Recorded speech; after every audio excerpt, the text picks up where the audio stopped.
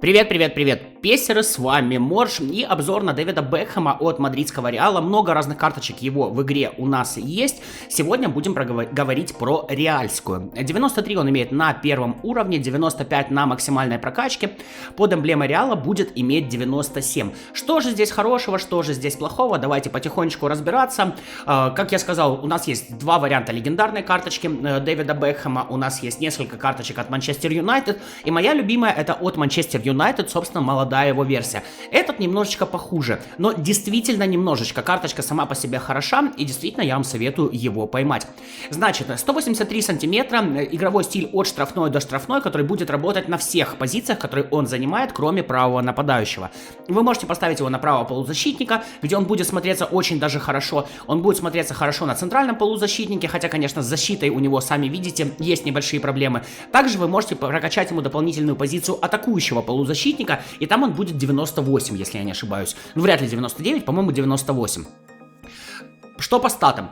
Просто нереальное, в принципе нереальное для его позиции умение атаковать. Великолепная реализация, суперский контроль мяча, достаточно быстрый дриблинг, супер удержание, естественно идеальный пас низом и пас навесом. Бекхэм у нас всегда этим славился.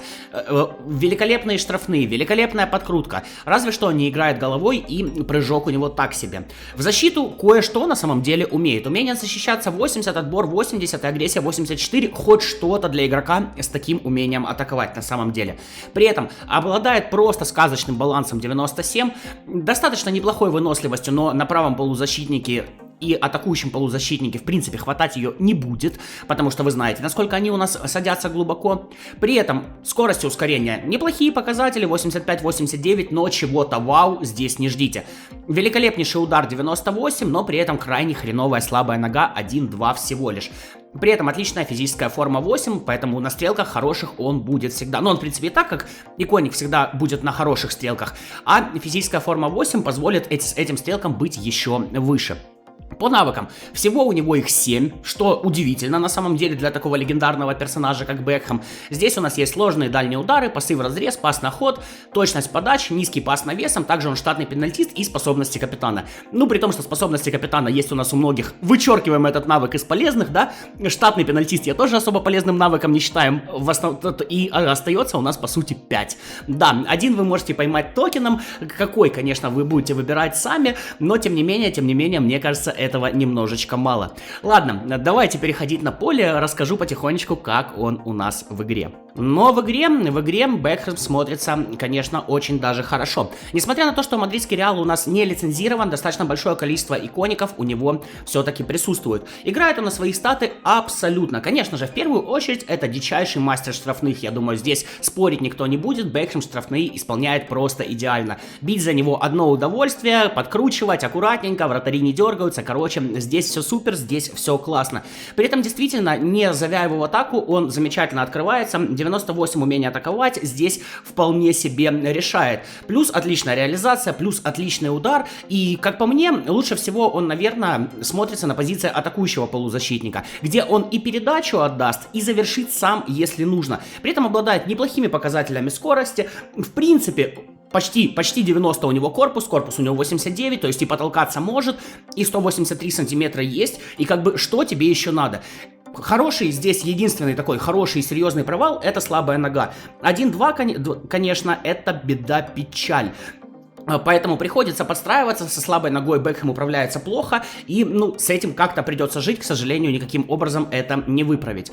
Ну и количество навыков. Все-таки получается то, что я вам сказал, 5, грубо говоря, полезных, плюс 1 можно поймать все-таки для уровня иконика этого, как мне кажется, мало. В остальном карточка максимально приятная в игре, повторюсь, мне все-таки ближе игрок от Манчестер Юнайтед, молодая его версия, вот, тем не менее, Бекхэм от Реала тоже, я уверен, сможет вас поразить. Если же вы играете через фланг, через навесы, идеальная кандидатура, абсолютно не хуже того же Салахамиджича, о котором я делал обзор, у которого прям радиоуправляемые передачи. Вот у Бекхэма примерно то же самое. Ну и отдельно стоит выделить голы с дальней дистанции, подкрутка 99, Бекхэм такое может, и за него исполнять это очень даже легко и приятно. Карточка крута, хотелось бы, конечно, от Реала еще больше разнообразных икоников, чтобы собирать такой максимально максимально играбельный состав. У нас вот Гути вышел, я потихонечку на него обзор записываю, и, честно скажу, ну, не сильно он мне нравится. Тем более, когда у нас уже вышла команда года, когда там таких бестов напихало, тот же Гравенберг чего один стоит, вот, и само собой Гути на позиции центрального полузащитника, если конкурировать с ними, там вообще особо ничего интересного.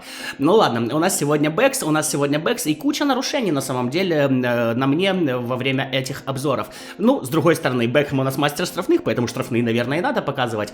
И здесь он прекрасен, здесь ты просто за него кайфуешь. Что еще, пожалуй, ему не хватает? Смотреть на игру головой, честно скажу, вот не особо он у меня выходил на верховые передачи. То есть он вроде стоял у меня на позиции атакующего полузащитника в основном, но как-то сильно в штрафную он не стремился. Он все время тусил именно возле штрафной, и для него я считаю, что это самые лучшие точки, потому что на нем могут и свалить, и в принципе с дальними ударами у него никаких проблем нет. Здесь и сила удара помогает, и собственно реализация. Далее, что хочется сказать, по балансу крутится, мне кажется, немножечко здесь вот ему баланс дорисовали. 97 у него по карточке, на деле оказывается слегка поменьше. Все-таки крутится, ну чуть-чуть ты чувствуешь его деревянность, и с этим приходится мириться, по-другому не получается. Но при этом выносливости, мне кажется, что наоборот немножко не дорисовали. Атакующие полузащитники, вы знаете, у нас очень глубоко садятся, в принципе, при оборонительных действиях команды. У Бекхэма указано 90 в карточке, но мне кажется, что там где-то 95-96, может даже больше есть. Кстати, очередной фол на Бекхэме, очередное пенальти, поэтому очередной стандарт, собственно, от нашего англичанина. В целом, если подводить какой-то итог, крутой игрок, крутой, но, опять же, повторюсь, от Манчестер Юнайтед мне он нравится больше. Тем не менее, эта карточка заслуживает вашего максимального внимания, карточка крута, и вы получите много очень положительных эмоций, играя за него. Если выставлять оценку 8,5, я бы ему спокойно ставил и советовал бы вам ловить его. Ну а ваше мнение с удовольствием почитаю в комментариях. На этом прощаюсь, как всегда, Морж, как всегда, пока-пока.